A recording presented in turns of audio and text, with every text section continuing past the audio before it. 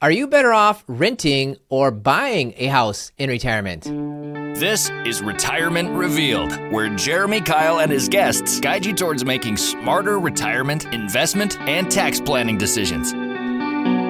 Welcome to Retirement Revealed. I'm your host, Jeremy Keil, and we're here to turn your retirement savings into retirement income. Today, we're going through our monthly Q&A, and we're going to be focusing on buying versus renting a house in retirement and how to show enough income to get that mortgage or even sometimes get accepted into your rental apartment. They ask you income questions on there. And of course, thinking of questions, if you'd like to ask me a question, go to retirementrevealed.com. Go to the top right corner, and there's a box there that says Ask Jeremy a Question.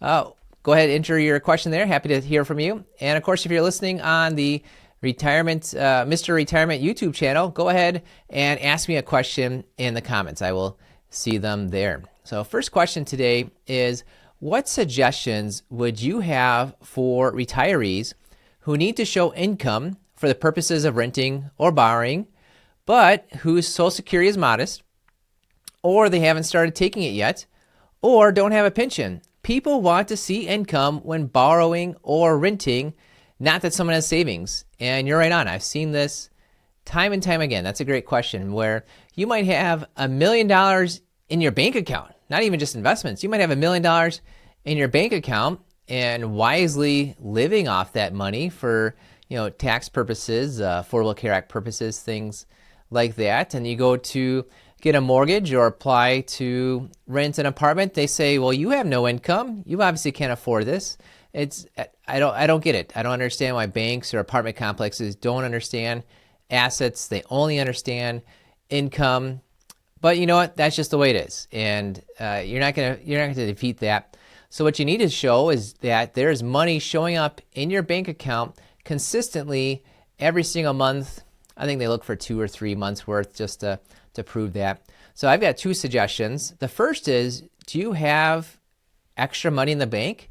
Chances are you could get more interest through a high yield online savings account anyways. So you may as well put some of that money into the high yield savings account, but then you can set it up that it's automatically paying you every single month right back into your checking account. And that's what they're looking at, is your checking account. So ignore the fact that you have tens of thousands in your savings account.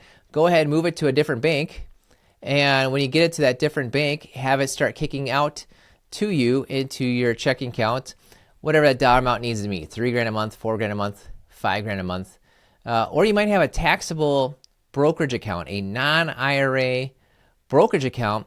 You could do the exact same thing, where you can start transferring money from one place to the next, from the brokerage account on over to your checking account. And I would suggest doing the same dollar amount on the same day of the month. Do that for 2 or 3 months.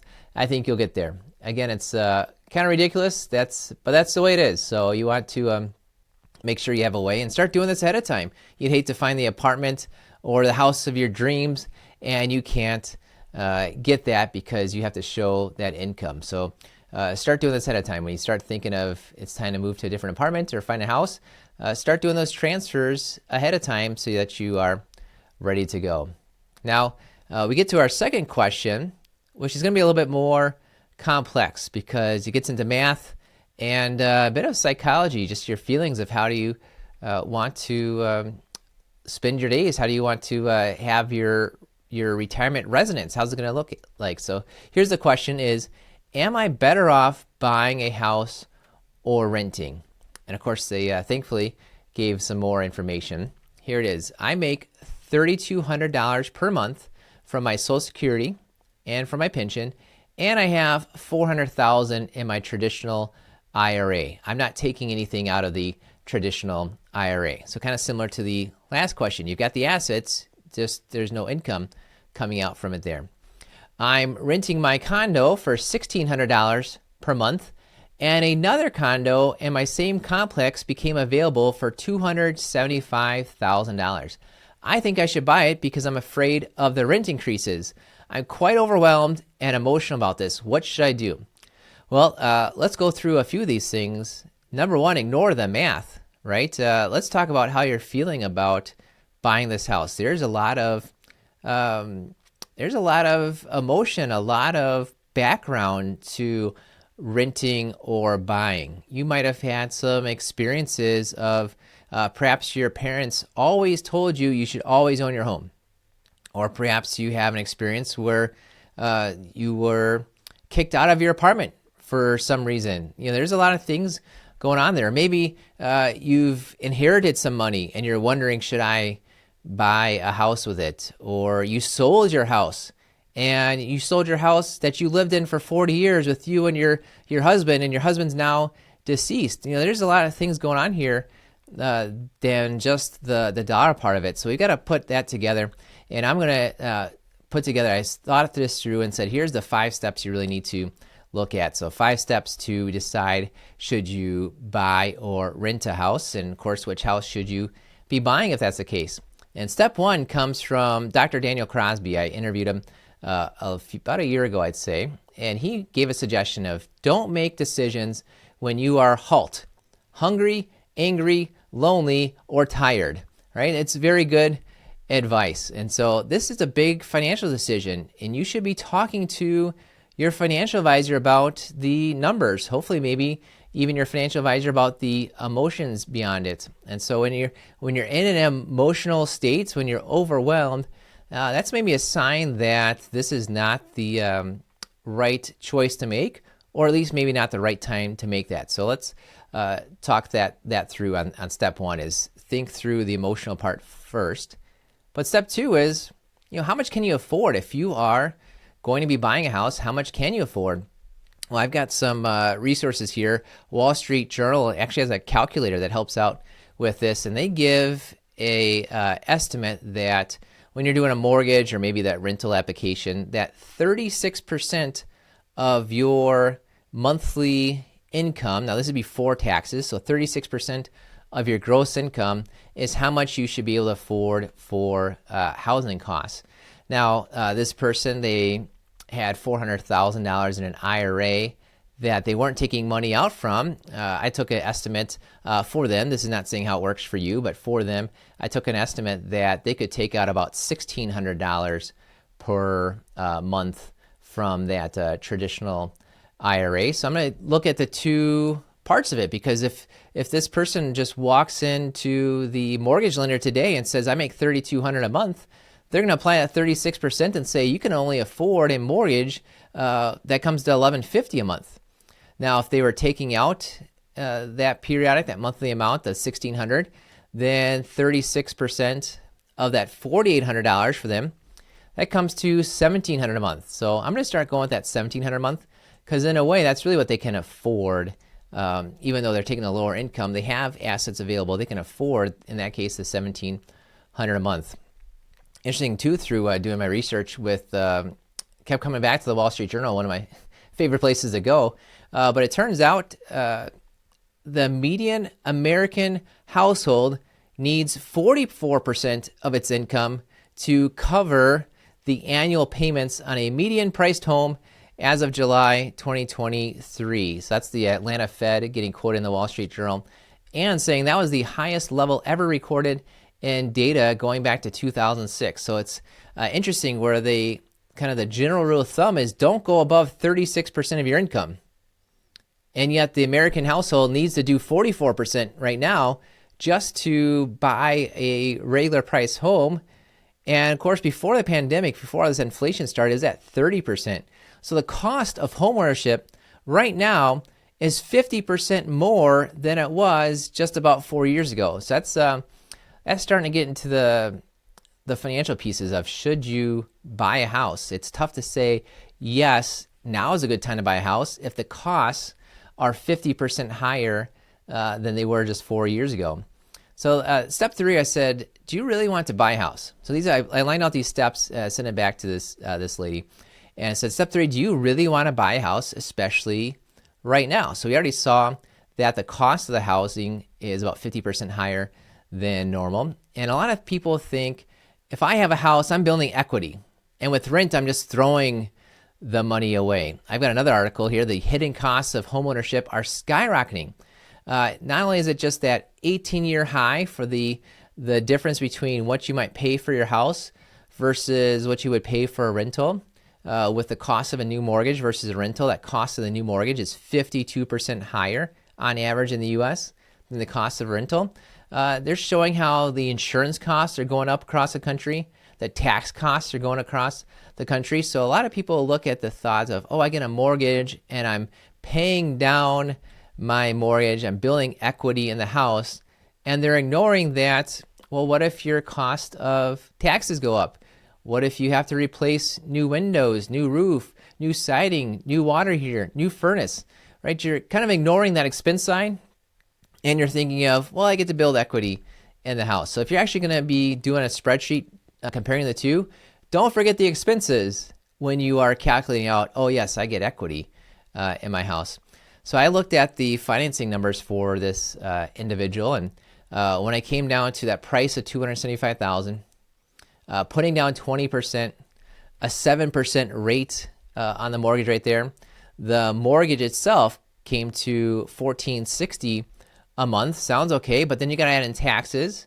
You got to add in the HOA fees for them. That came to $2,050. So $2,050 a month versus right now they're renting at $1,600 per month. So that's $2,050 a month versus $1,600 a month.